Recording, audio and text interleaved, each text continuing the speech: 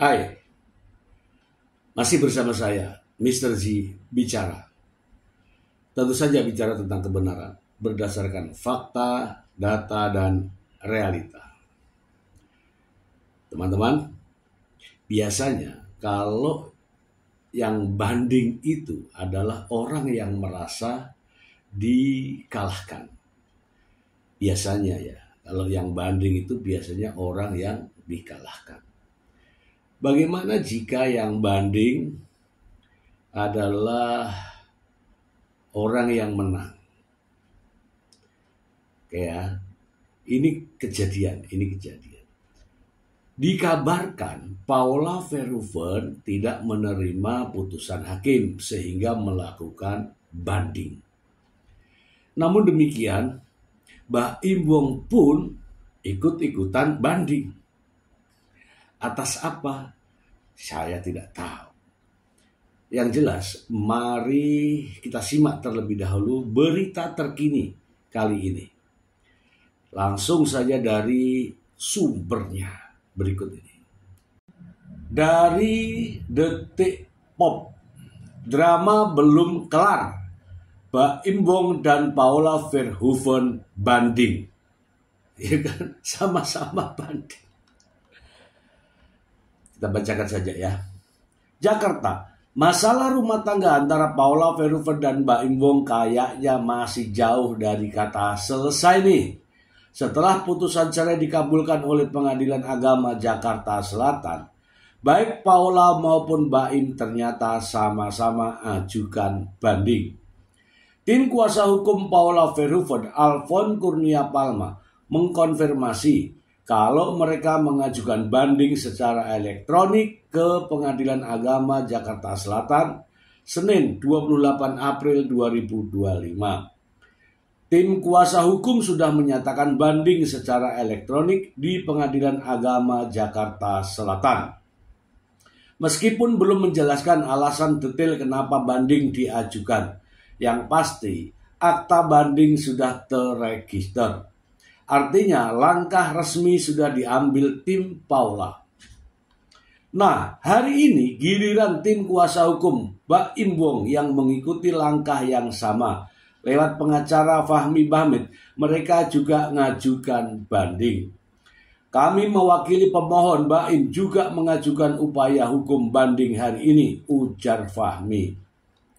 Fahmi juga bilang Paula dan Mbak Im sama-sama sedang menggunakan hak hukum mereka untuk naik ke tingkat level jalur banding. Jadi biarpun sudah ada putusan, ceritanya belum sepenuhnya kelar. Flashback ke putusan cerai. Sebelumnya Mbak Im Wong menang di sidang cerainya. Pengadilan mengabulkan permohonan cerai yang diajukan Mbak Im Wong terhadap Paula. Humas Pengadilan Agama Jakarta Selatan Suryana menyampaikan majelis hakim menganggap bukti-bukti soal pertengkaran rumah tangga keduanya terbukti benar. Dalil-dalil yang disampaikan pemohon Mbak Im tentang adanya perselisihan dan pertengkaran dalam rumah tangga dinyatakan terbukti. Bukan cuma soal cekcok, tapi juga muncul orang ketiga dalam hubungan mereka. Bahkan dalam putusannya, hakim juga menyebut Paula sebagai istri yang nujus, alias dianggap durhaka terhadap suami. Baik karena kelalaian menjalankan kewajiban rumah tangga maupun karena keberadaan pihak ketiga tadi. Soal nafkah dan anak. Meski bercerai, urusan anak tetap dibagi dua. Sistemnya 2 minggu bareng Mbak Im, 2 minggu sama Paula. Jadi tetap ada peran bersama sebagai orang tua. Sementara itu Paula juga mendapatkan hak nafkah mut'ah sebesar 1 miliar rupiah. Buat yang belum tahu, nafkah mut'ah itu semacam uang penghibur hati yang buat untuk istri yang dicerai sebagai bentuk tanggung jawab mantan suami. Nah, sebagai penghibur hati ya teman-teman ya. Kita bahas yang ini ya teman-teman ya, yang ini kita bahas. Di sini ada banding, lawan banding lagi. Makin rame lagi, ya kan? Oh iya, makin ramai lagi. Kita flashback nih, kita flashback ke belakang. Jadi, saksi-saksi yang dihadirkan oleh Mbak Imbong terkait dengan pembuktian di persidangan, saksi tidak lain adalah orang-orangnya Mbak Imbong sendiri, atau setidak-tidaknya orang-orang dalam rumah itu sendiri. Sebenarnya kita semua terkecoh dengan adanya fakta-fakta perselingkuhan. Fahmi Bahmid mengatakan bahwa ada di tempat eksklusif berduaan sampai jam 4 subuh. Ya, pikiran saya di sebuah hotel atau sebuah villa atau sebuah tempat yang di luar sana gitu ya. Rupa-rupanya teman-teman, yang dimaksud adalah rumahnya Mbak Imbong sendiri atau rumahnya Paula sendiri. Ya kalau rumahnya Paula, ya pastilah ada jawaban dari Paula. Kemudian terkait dengan adanya perselingkuhan, berarti ada yang nekat. Kalau istri benar-benar melakukan hubungan perselingkuhan di rumah sendiri. Ini benar-benar nekat ini. Kalau itu terjadi. Nah anehnya teman-teman, saksi-saksi yang dihadirkan, yang selalu dikatakan, saksi melihat, itu ternyata adalah ART-nya Mbak Imbong yang dulu pernah dipecat, yang dulu pernah diberhentikan, kemudian di era Mbak Imbong butuh, mereka direkrut kembali. Artinya di sini tidak fair, teman-teman. Kenapa? Saksi-saksi ini dalam bahasa hukumnya relasi kuasa dalam kekuasaan Mbak Imbong. Sekarang tanya nih, anak buah mana yang tidak membela bosnya? Karyawan mana yang tidak membela majikannya? Oke lah, sampai di situ mungkin teman-teman paham ya. Jadi ada ART yang dulu tuh yang sudah di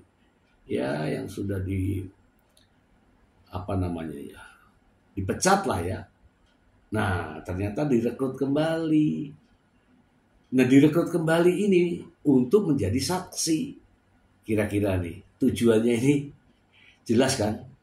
Ya enggak? Oke, saya tidak sedang menggiring opini, tetapi ini realita. Terkait dengan banding, apalagi? Ya ini kalau nurutin pengacaranya terus, ya nggak akan selesai. Saya sudah sampaikan kemarin, biarkan Paula untuk mencari jati dirinya. Siapkan saja ya bukti-bukti ya pihak Pengadilan Agama Jakarta Selatan terkait dengan putusannya. Kalau ikut campur lagi kaitannya dengan banding lagi ini ya nggak selesai. Ya saya akan terus mengulasnya karena dari awal ya saya sudah mengulas kaitannya dengan Mbak Imbong dan Paula Verhoeven sejak dari Dulu, udah lama. Coba teman-teman lihat flashback ya konten-konten saya jauh sebelum masalah ini. Sedikit saja kita lihat. Ini jauh sebelum ribut. Saya support keduanya. Ya, saya support keduanya. Walaupun tidak banyak penontonnya, tidak banyak pengunjungnya, namun dari dulu saya sudah support ini. Termasuk support Mbak Imbong.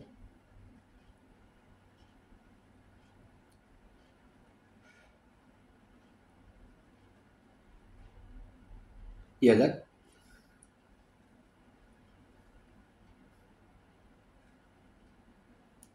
Iya teman-teman ya.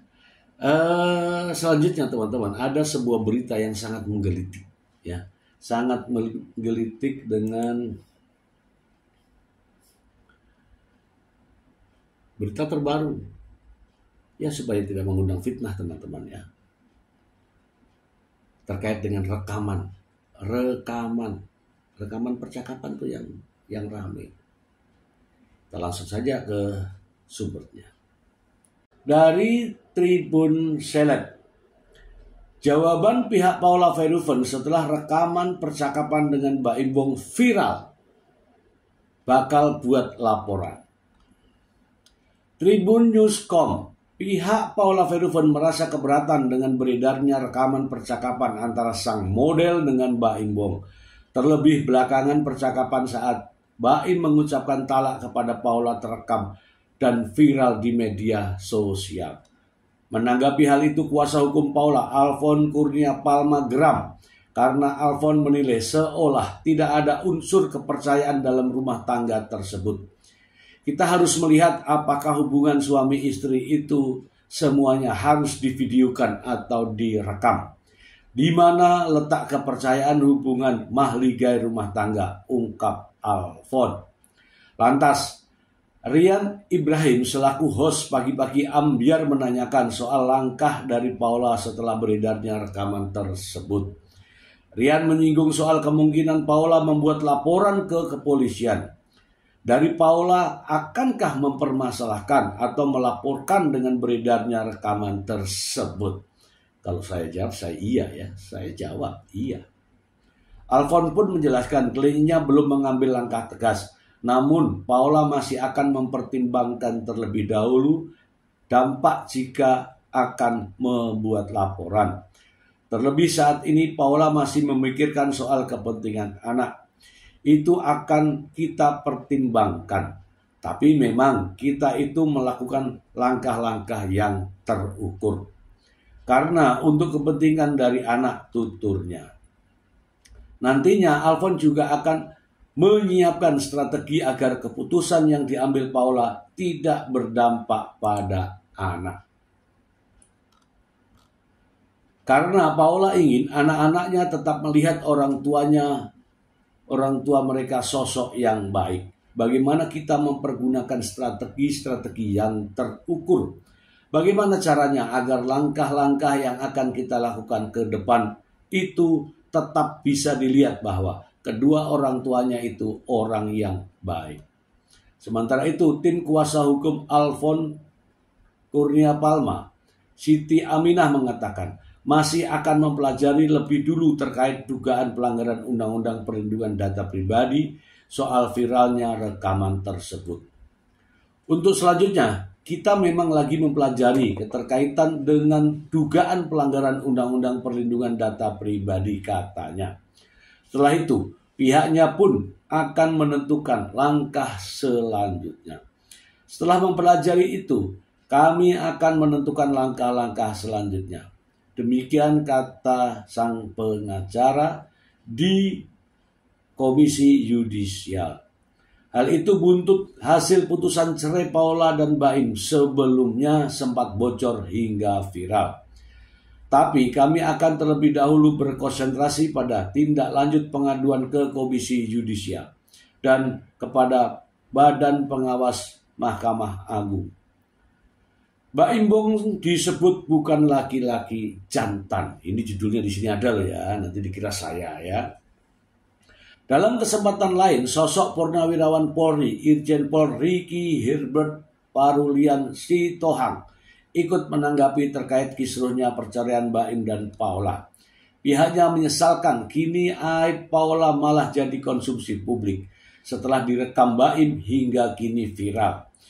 Itu yang saya sangat sesalkan. Ini kan konsumsi daripada pihak pengadilan, konsumsi daripada Mbak Im, tapi kok menyebar kemana-mana, terang Irjen Pol Ricky. Berarti ini menyebarkan harga diri seseorang, menyebarkan kelemahan seseorang. Kalaupun betul ini tidak pantas untuk dipublikasikan. Ia pun menilai aksi Baim Wong tersebut sangat tidak manusiawi. Menurutnya, jika ingin berpisah harusnya dilakukan dengan baik-baik, tak perlu untuk mengumbar aib satu sama lain. Gak manusiawi banget, saya juga laki-laki, gak pantes lah. Jadi kalau mau pisah ya sudah pisah saja, jangan dibongkar semua aib-aibnya. Ini gak elok, gak manusiawi, gak beretika. Gak beretika baik. Seorang laki-laki harus berani berbuat, berani tanggung jawab. Itu baru laki-laki, tambahnya. Secara lantang ia menyebut Baim Wong sosok laki-laki yang tidak jantan lantaran mengumbar aib Paula Verhoeven yang masih status sebagai ibu kandung dari kedua putranya. Jangan laki-laki kalau pengen pisah menjelek-jelekan pasangannya. Laki-laki banci menurut saya. Kalau laki-laki jantan, ya sudah, kita pisah. Gak perlu saya jatuhkan harkat martabatnya. Bagaimanapun dia adalah ibu dari kedua anak-anaknya. Kamu mau bilang apa? Kamu mau bilang apa? Kamu jantan. Kamu laki-laki. Dengarkan tadi. Jangan bongkar aib pasangan. Kita akan bahas berikut ini. Ya, kalau ini memang aneh ya, aneh. Kamu kalau laki-laki, gak usah lah ngobrol sama istrimu, kamu rekam itu gak usah. Ngobrol tuh direkam gak usah. Ya, nyeleneh banget ya itu ya.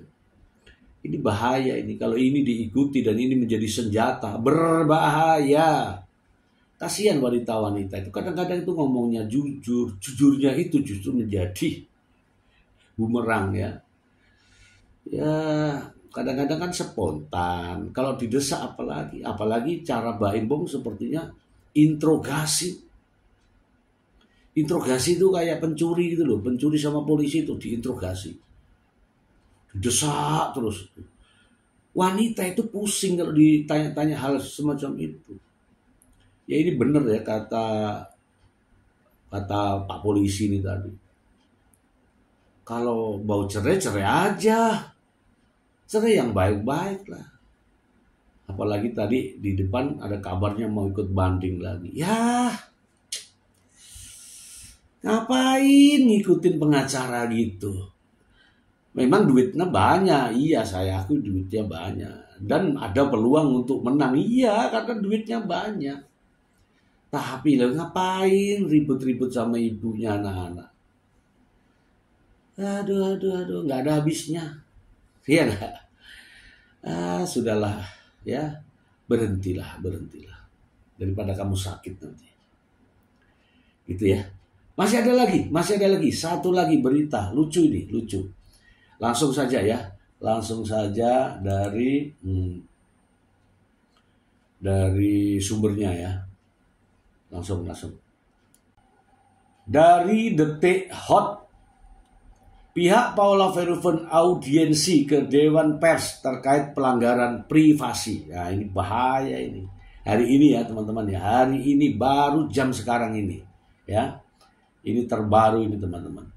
Jakarta. Tim kuasa hukum Paula Verhoeven yaitu Erwin Tosmal, Umar, dan Ainul Yakin mendatangi Dewan Pers untuk melakukan audiensi atas pemberitaan sejumlah media terkait putusan cerai kliennya dengan Baim Wong.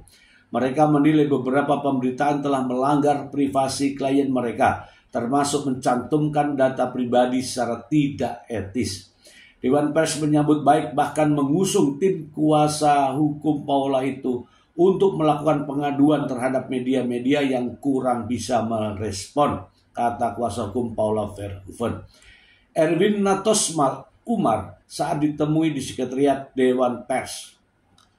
Hari ini ya teman-teman ya, Selasa 29 April 2025. Dewan Pers juga memberikan arahan untuk menempuh jalur pengaduan agar proses klarifikasi bisa berlangsung sesuai dengan prosedur. Ada beberapa media yang kurang aware atau menghargai tentang data pribadi, tutur Erwin. Salah satu hal yang menjadi fokus tim kuasa hukum Paula Verhoeven adalah rekam medis dan informasi pribadi lain yang dipublikasikan tanpa izin. Berita itu belum tentu kebenarannya. Soal klien kami itu kan dalil dari pihak sebelah itu.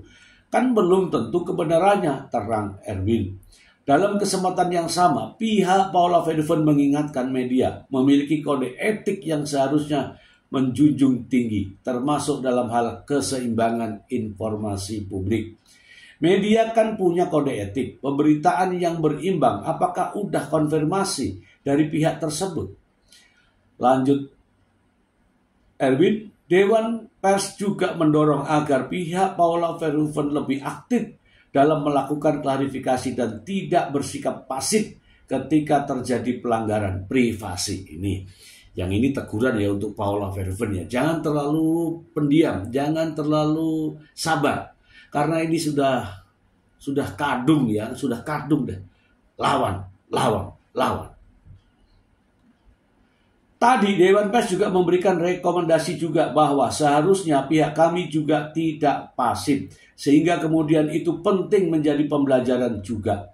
Baim Wong dan Paula Verhoeven bercerai di Pengadilan Agama Jakarta Selatan pada 16 April 2025. Putusan tersebut menjadi kontroversial setelah juru bicara pengadilan menyampaikan alasan perceraian.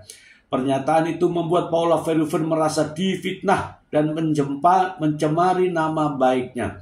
Dia membantah keras tudingan tersebut dan menyebut bahwa tidak ada bukti perselingkuhan ataupun perzinaan dalam proses persidangan. Paula Verhoeven kemudian mengadukan juru bicara pengadilan ke Komisi Yudisial karena diduga melanggar kode etik dan juga melapor ke Badan Pengawas Mahkamah Agung Bawas MA terkait dugaan pelanggaran administratif tersebut.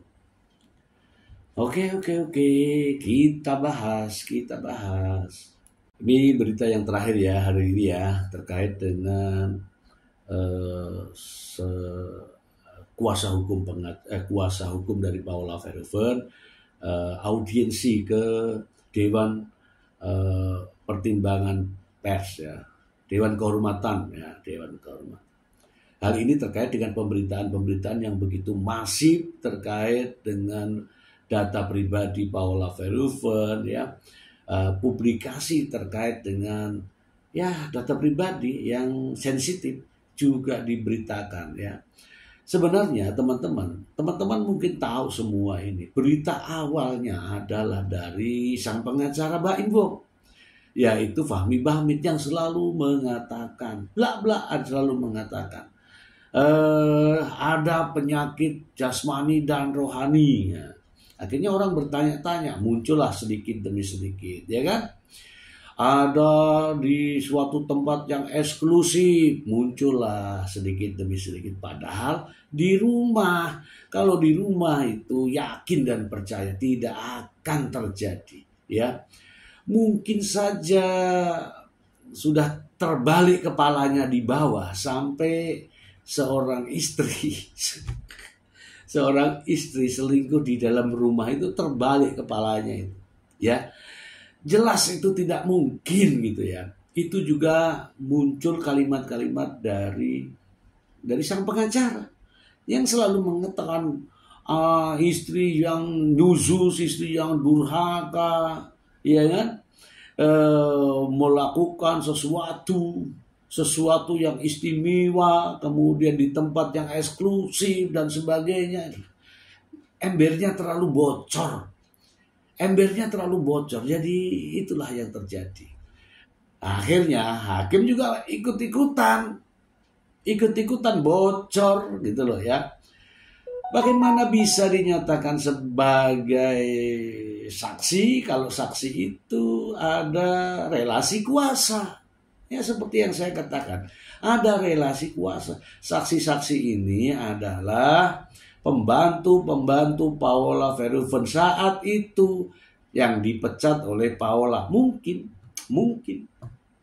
Tetapi setelah bertikai dengan Paula, pembantu itu direkrut kembali. Untuk apa? Untuk dijadikan saksi. Kira-kira ini kalau dinaikin gajinya, Kalau dibayar, apakah saksi-saksi itu tidak membela bosnya? Logika aja teman-teman ya. Kita mainnya di logika, bukan asumsi, bukan. Jangan mengatakan saya berasumsi sendiri. Ya memang asumsi itu dari sini. Tetapi kan ada sumbernya. Kalau asumsi dari kamu, asumsi dari orang-orang yang berpihak kepada sana, ya saya nggak pakai lah. Asumsi itu dari ini nih, nalar sendiri ya. Ya inilah asumsi. Oke, yang penting bukan isu, bukan desas-desus. Beda loh itu. Asumsi, isu, desas-desus itu beda. Jadi kalau asumsi, saya berasumsi wajar. Ketika ada berita-berita begini, kemudian saya tanggapi, kemudian saya simpulkan. Itu wajar. Oke ya, ada itu yang komentar tuh. Bapak kok bikin asumsi sendiri katanya. Loh kalau asumsi minta sama lu, bukan asumsi dong namanya. Iya enggak? Ya, itu namanya ngerumpi. Oke, saya lanjut lagi teman-teman. Jadi, kalaulah saksi-saksi ini bersaksi di pengadilan, pastilah sebelumnya juga akan di drill atau pertanyaannya akan digiring seperti ini, begini. Kamu melihat apa? Saya melihat dia berdua. Oke. Benar kamu melihat? Ya, saya benar melihat berdua. Oke. Kata-kata berdua itu akhirnya dijadikan cukup bukti. Di mana kejadiannya? Di kamar. Misalnya nih, di kamar. Kamarnya tertutup enggak? Yang tadinya mungkin tertutup. Ya kan? Atau tadinya mungkin terbuka. Berubah. Itulah namanya ini. Kamarnya tertutup, Pak. Padahal terbuka. Ada orang lain lagi? Pasti ada orang lain. Rumahnya ramai kayak gitu. Ya. Dalam suatu waktu itu ada 10 sampai 15 orang. Gak mungkin tertutup. Ya seperti rumah saya lah. Pembantu bisa datang, orang lain bisa datang, teman bisa datang. Gak mungkin tertutup. Ini yang bikin bikin tanda tanya. Ketika saksi adalah ada hubungan dengan relasi kuasa. Ya jelas akan bela bosnya. Hai. Ya enggak? Dan hakim ya menanggapi bahwa wah bener nih. Gombal juga ya kan. Oke ya teman-teman ya. Jadi kalau saksi-saksi itu adalah saksi-saksi yang ada hubungan dengan relasi kuasa. Ya contohnya itu tadi pembantu yang sudah dipecat oleh Paula, Baim Wong rekrut. Contohnya ya. Benci sama Paula karena dipecat. Senang sama Baim karena direkrut lagi. Kamu saya naikkan gajimu ya. Naik lagi gajinya. Pasti tambah benci sama Paula. Jadi kesaksiannya seperti apa? Ya akan memihak. Gitulah kira-kira. Saya sebenarnya mau ngomong panjang. Panjang banget bahkan. Tapi kadang-kadang itu loh. Sudah ngelantur. Kalau sudah ngelantur nanti dasar-dasarnya hilang. Kalau ini kan masih ada dasar-dasarnya.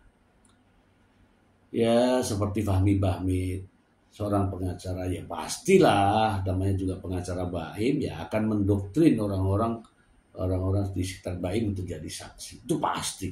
Gak mungkin saksi tiba-tiba. Saksi yang awam itu, yang awam kalau mau jadi saksi itu pasti nanya-nanya gimana nanti. Nah inilah peran orang-orang yang memiliki pengalaman.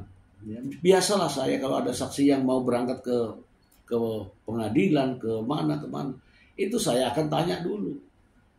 Gimana? Kamu hafal nggak? Kamu ingat nggak apa yang kamu ingin sampaikan nanti? Nah itu. Udah nanti kamu bicara begini aja. Ini udah pasti.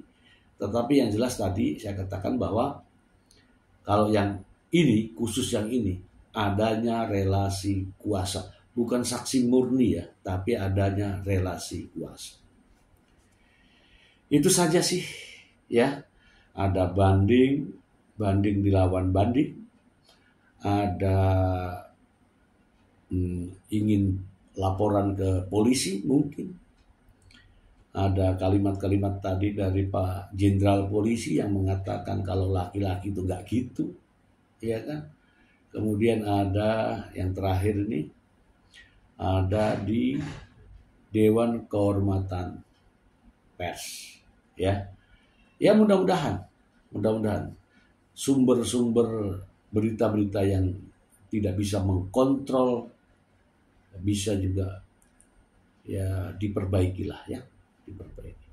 Kalau di YouTube saya mah sudah kita kontrol sedemikian rupa, ya. Artinya sudah layak untuk menjadi tontonan, ya. Apabila Anda senang, silakan like. Apabila Anda membantahnya, silakan tulis dalam kolom komentar. Pasti saya akan jawab. Dan jangan lupa subscribe kalau Anda mau. Kalau nggak mau, nggak usah, nggak apa-apa. Oke? Ora usah ngoyo, bro. Terima kasih, semoga bermanfaat. Bye.